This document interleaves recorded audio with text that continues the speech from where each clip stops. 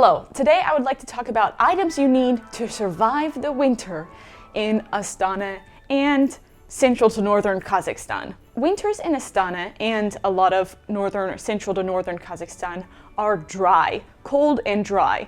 The winter could start as early as October and end as late as May, but usually it's November to April, and that's when the snow will stick and stay.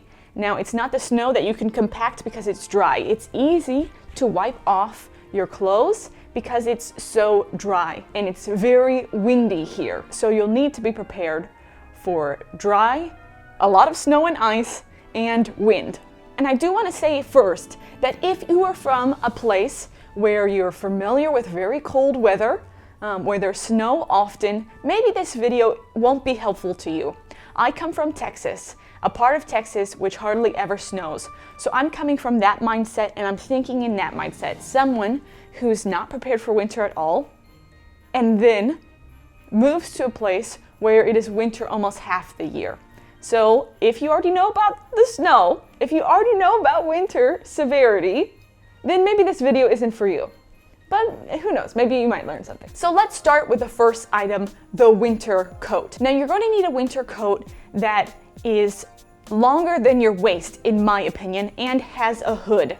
So ideally, a hood maybe with a fur lining if you choose that. Sometimes it blocks your vision, but definitely a coat with a hood that goes below your waist. Now the reason it should go below your waist is because your legs will get cold, and it might be good to have one that goes farther than that. Mine that I have goes to just above my knees. I bought it here in Astana in a bazaar called Artyom for 55,000 tenge, I want to say. Maybe I might be wrong. I'll check with somebody else about that.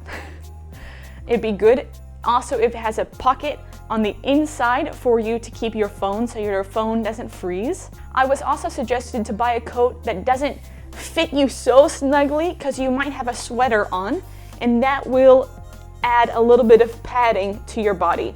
So you want one that is not super tight to your body. The second item, which I think is also absolutely mandatory, is a winter hat. Now, you can see in Kazakhstan winter hats that are made out of fur that men wear, but I'm not suggesting that kind. Any type of winter beanie or hat that will cover your ears. Your ears are very precious little pieces of your body that if they're out in the cold for too long will numb immediately. So you need a hat that will cover your ears. I have two hats that I normally use. One is a bit thinner and the other one is a bit thicker, but both are fine for the winter time for me. The third item you need are gloves. So I have two pairs of gloves, one that's a bit thinner for the autumn time and early winter, and one that's thicker for when I know I'm going to be outside for longer in the winter time. Now, ideally, it would be great to find gloves that have that touch interface because these days we use our phones a lot, and you don't want to be taking your gloves on and off, freezing and thawing, freezing and thawing. So it'd be great to have a touch glove. I don't have any of those, so I just don't use my phone when I'm outside. But if you don't want to buy two pairs of gloves, one pair of gloves is fine, and as long as your coat has pockets, you can put your hands in your pockets to stay warm. Now let's talk about shoes.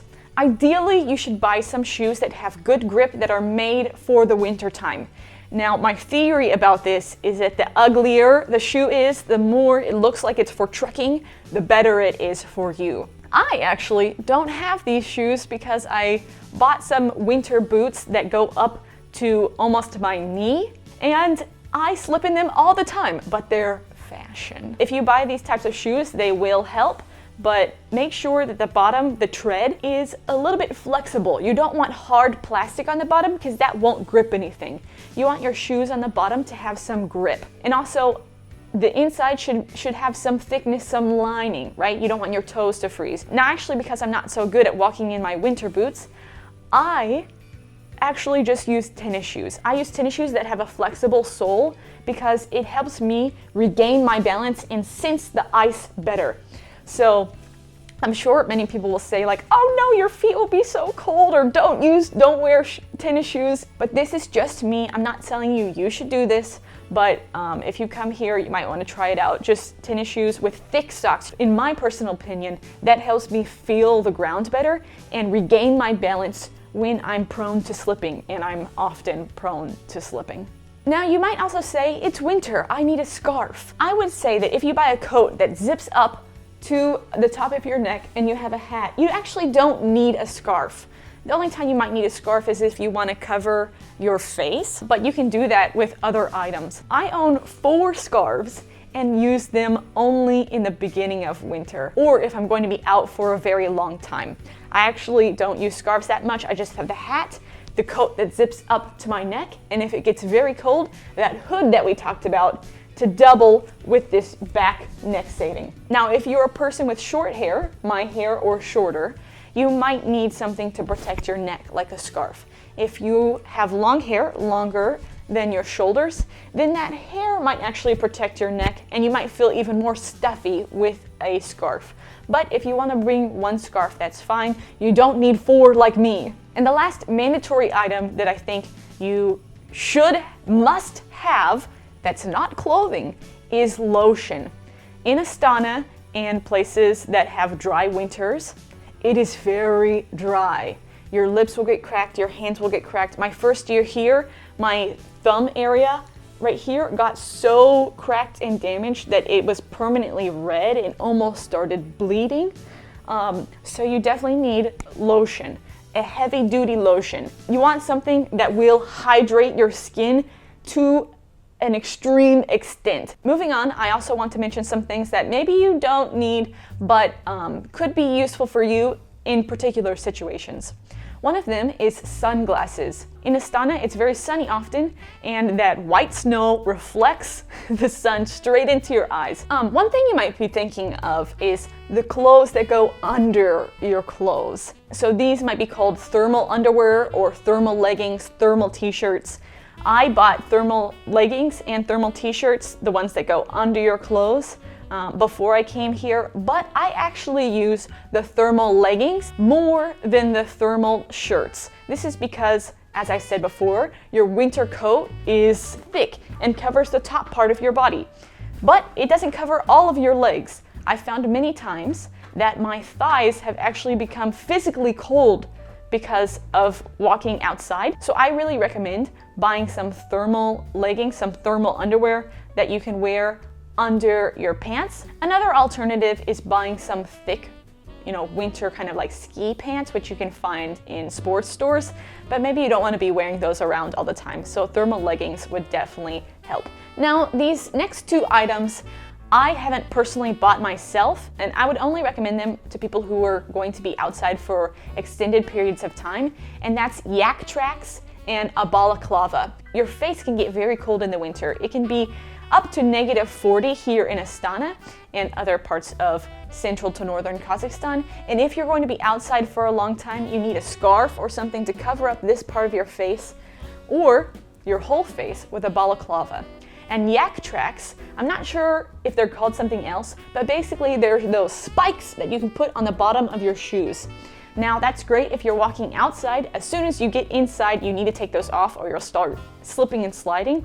But if you're going to be trekking outside or walking outside a lot, and there's a lot of ice on the ground, those yak tracks might help you grip the ground. But I don't know many foreigners or even locals that use these on a daily basis. And the last thing is something you wouldn't expect and you don't necessarily need, but I would recommend, which is a humidifier.